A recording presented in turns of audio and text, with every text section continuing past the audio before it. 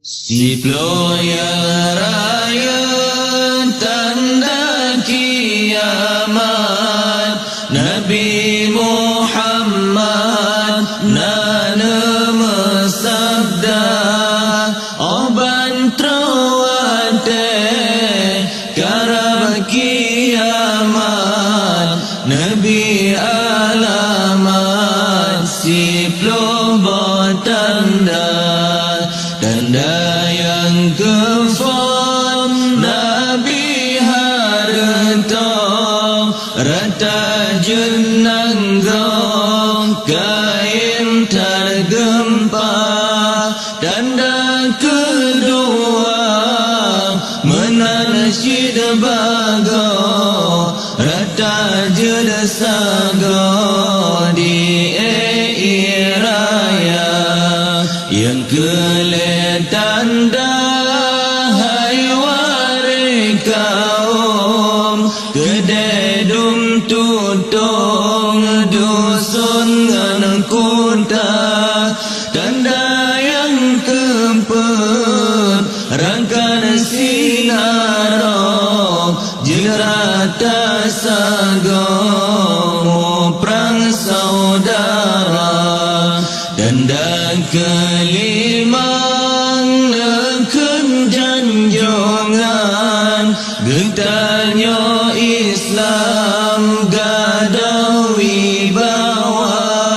Yang keenam tanda wahai sahabat dilegasinta jino kakaya jino kakaya harta ledan rumah metingkat jabatan kana.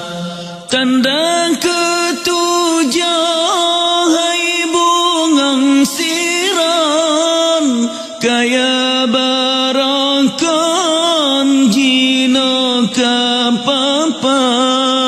Tanda ke-8 nekele Nabi orang haji ramela goina mengkaran-karan jantunai haji ladum peng suci ladum peng riba.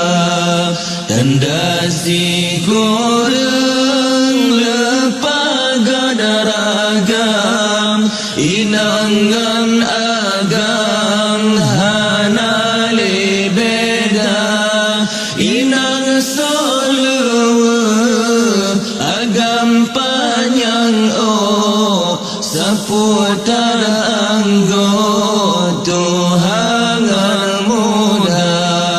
Tanda kesimpulan Nabi riwayat rakyat melarat dusun ngan kunta rakyat Bankameng ikan lam urang pemimpin nang rojo abal singa. Rakyat Bankameng ikan lam